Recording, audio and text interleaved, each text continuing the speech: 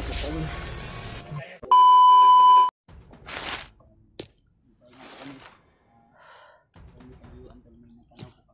Mga tol, pagpalang araw po sa inyong lahat mga tol. Andito na po kami ngayon sa malapit na po kami sa kalsada mga tol. Sobrang hihina pa rin yung katawan ko po mga tol. Hindi pa talaga bumabalik yung lakas ko.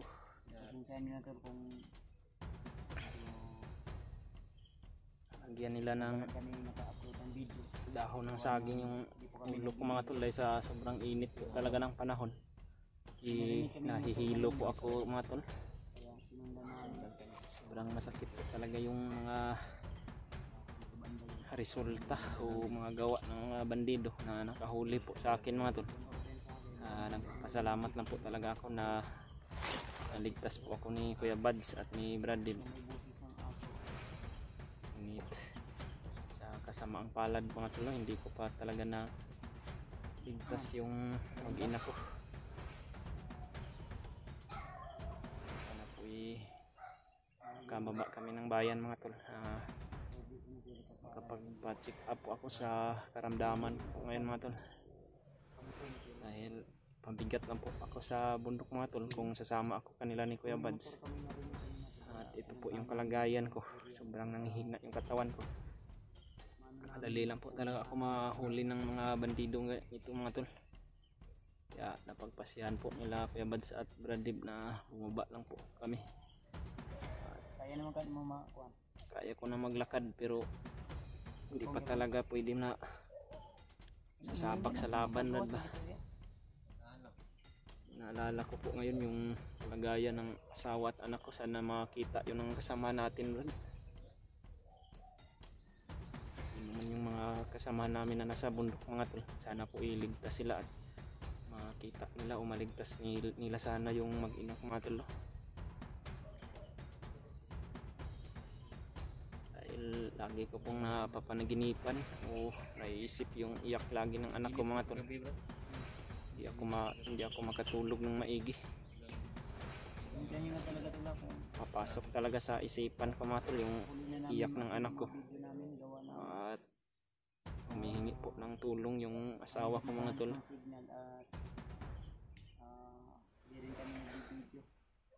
Sana po makita po ng mga kasamahan ko mga tol, dahil nakatawagan naman ni Kuya Bads o nakontak namin sila Brad Rimart, sila Julio Pidot. Andun pa po sila sa bundok mga tol, hinahanap yung mag-ina ko. Sakit talaga yung katawan ko mga tol.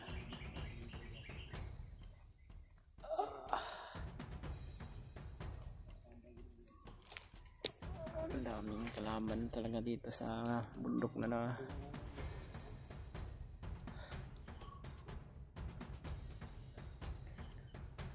itong area na po to mga tol, area na po to ng mga civilian, ngunit hindi pa rin po safety mga tol, dahil lagi pa rin po itong pinupuntahan ng mga bandido at kukuha po sila dito ng mga prutas o mga bunga ng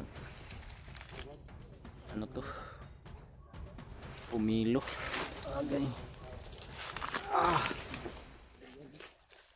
Masakit pa rin po yung katawan ko mga tol.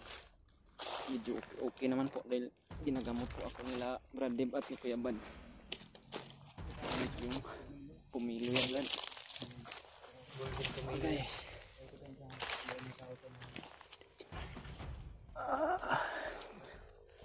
Kinukuhanan to ng mga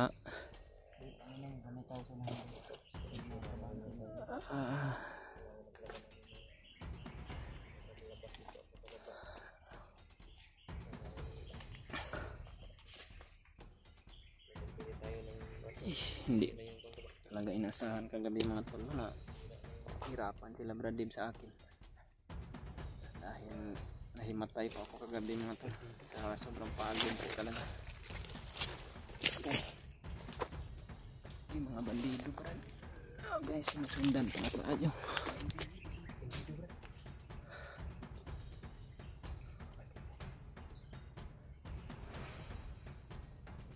dili man yung mga trabahan tiblan.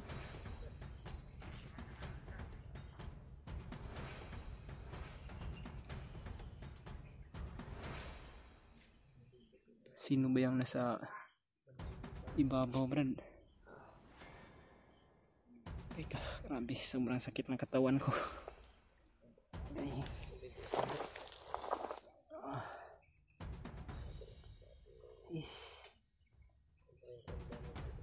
Sana po nga tuloy, pagkababa po talaga kami ng ligtas. May nakaharang na naman po ng mga kalaban. Okay.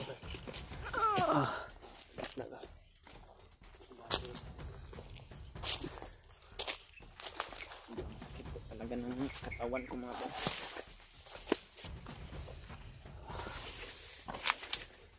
Okay.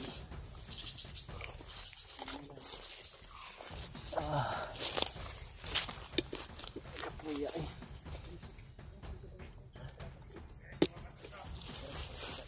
Okay. Yeah.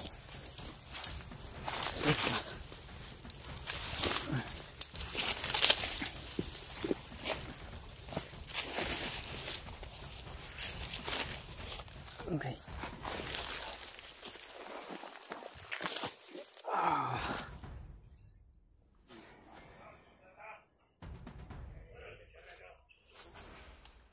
Mga kalaban mga tol. Hindi pa rin kami tinatantanan ng mga tarantadong bandido ba. Okay. May mga dala silang aso. May mga aso pa silang dala mo dun. Okay ka, sakita eh. Sakit talaga ng katawan ko.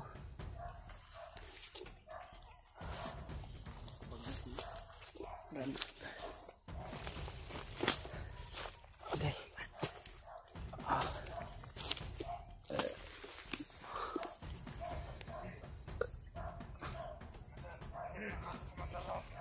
Brad, kumandir bagnot yan, Brad.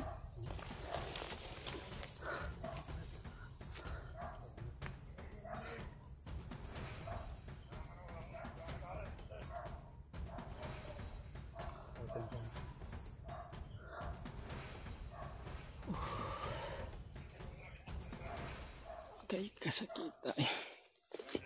Brad, mayroon dito rin Brad, marami din.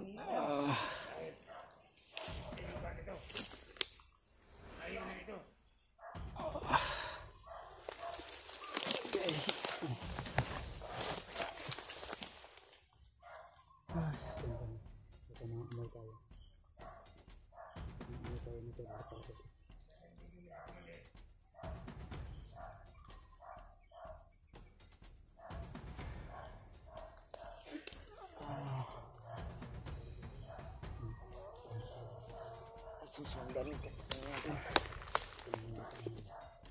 Okay ka.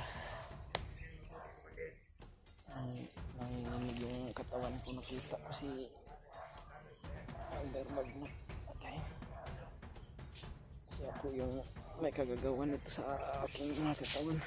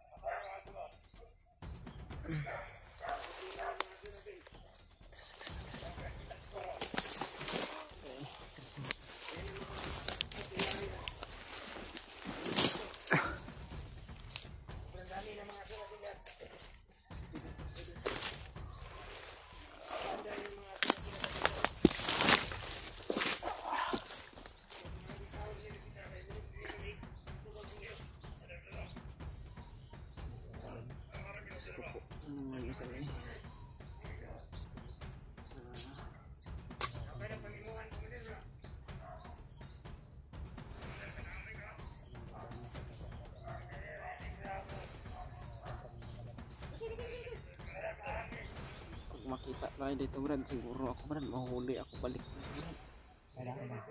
Ilang takon. Ilak lang. Tago lang dito, ikot lang. Hindi kasi ako makatakbo eh.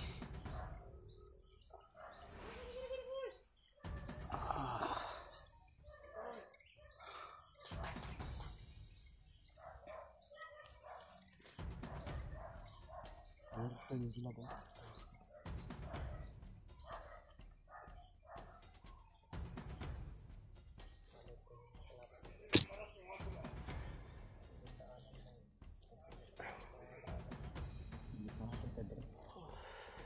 Hindi mo bababa. Hindi naman to kung Bababa ano Brad? Dito silipin nyo dito sa mayong pangil. Pang. Hindi lang ginagawa mo. Dito nyo dyan.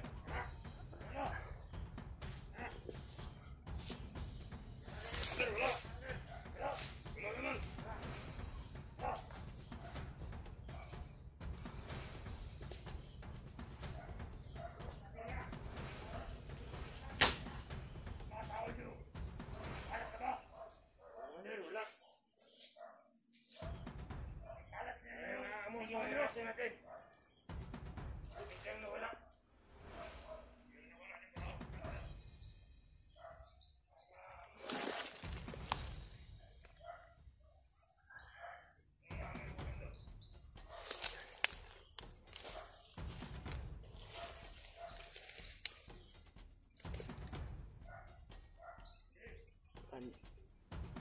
Baka nandyan yung mag-ina ko Brad, dala nila Brad. Lagi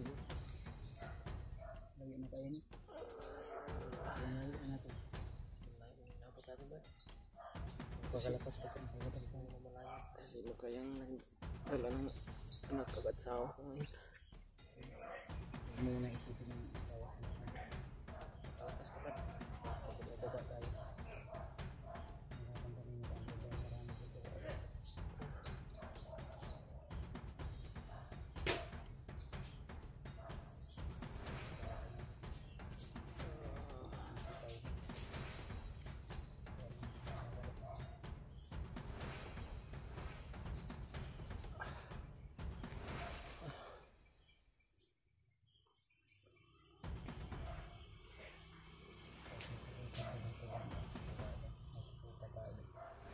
Ikit lang kita yun.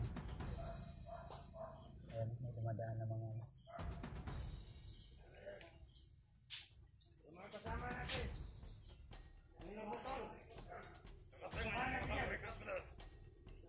nagsidatingan na yung mga kasama nila Brad. Hindi kaya na-monitor tayo Brad. atras na daan. Hindi tayo ibang daanan. Kalsada na sana. Marami pa na nakabakay. Atras ka?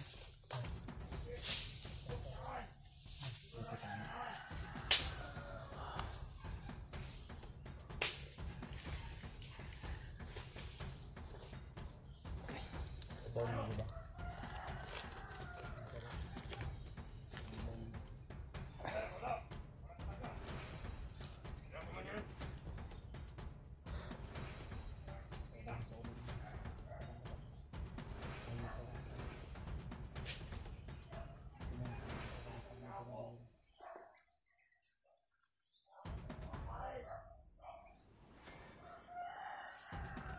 Ano magbaba ba? Mga yalas mandir.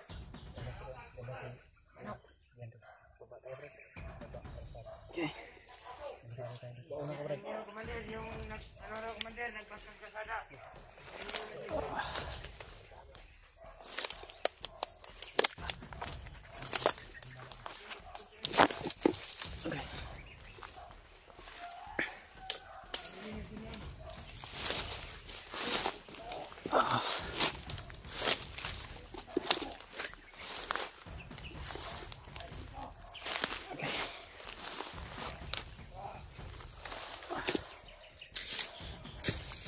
Kita na sana namin yung daan natin. Ano? Ang dami nakaharang. Hanap naman kami ng ibang lugar nito.